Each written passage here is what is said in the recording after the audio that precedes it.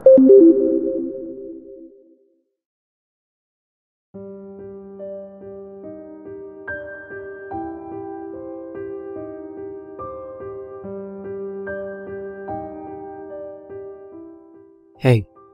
jika kamu sedang mendengar cerita ini, ketahuilah, aku membuat cerita ini dengan sebenarnya.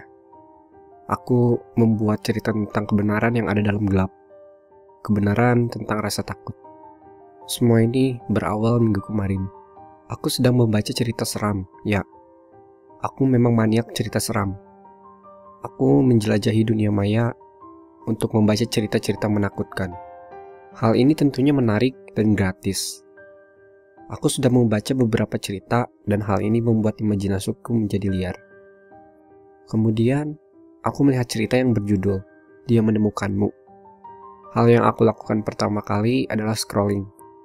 Ya, jika cerita itu terlalu panjang, aku agak malas membacanya. Anyway, cerita ini tidak terlalu panjang. Jadi, aku putuskan untuk membacanya. Dia menemukanmu. Dia mungkin akan mengetuk pintu. Ketika aku membaca kalimat itu, aku bersumpah mendengar suara ketukan di pintu rumahku. Hanya kebetulan, pikirku. Kemudian aku lanjut membaca cerita itu. Pintu terbuka menderit perlahan, dan dia mulai menuju ke arahmu.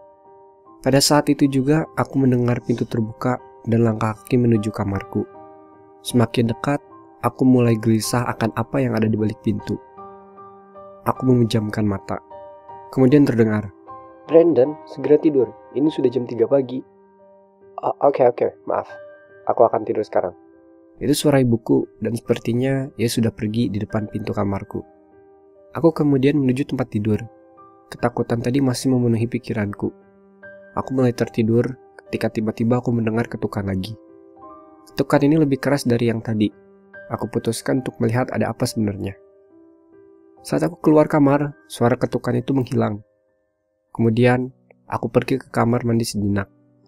Aku nyalakan lampu, kemudian membasuh wajahku dengan air dingin. Aku membungkuk menyipratkan air keran ke wajahku. Aku berdiri kembali menatap cermin, dan aku bersumpah. Aku melihat seseorang berdiri di belakangku. Aku menoleh, namun aku tidak melihat apapun. Ini hanya imajinasimu. Jangan biarkan imajinasimu mempermainkan dirimu sendiri. Aku berkata pada diriku sendiri. Sepanjang perjalanan menuju kamar, aku merasa seseorang sedang memperhatikanku.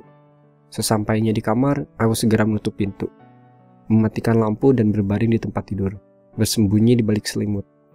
Ini gila. Aku seperti kembali ke umur 6 tahun, di mana aku masih percaya adanya monster bersembunyi di lemari bajuku. Aku tertidur dan mulai bermimpi menghadiri sebuah konser musik. Aku menikmati konser itu sampai saat aku melihat sosok di kamar mandi tadi. Apapun itu, dia mendadak muncul. Dia menghampiriku semakin dekat. Mulutnya menyeringai. Aku terus mundur, berusaha menjauhi sosok itu.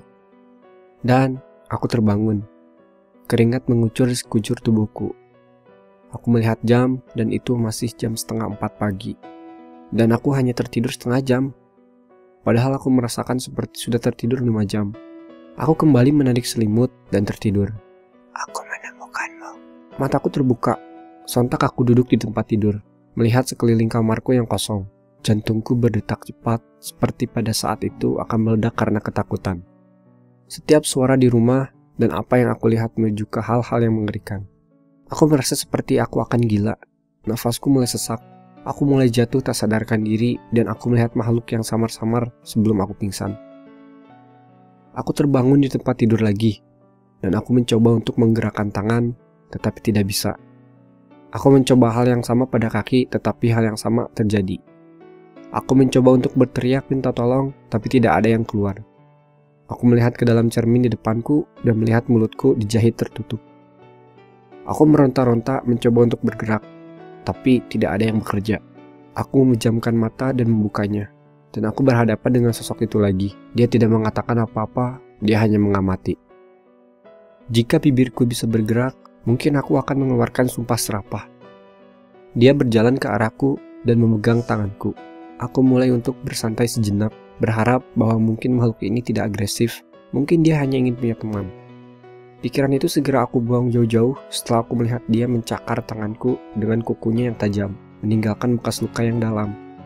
Aku ingin berteriak, hanya berteriak, tapi aku tidak bisa. Aku hampir ingin menangis, dia mengambil jariku dan merobeknya.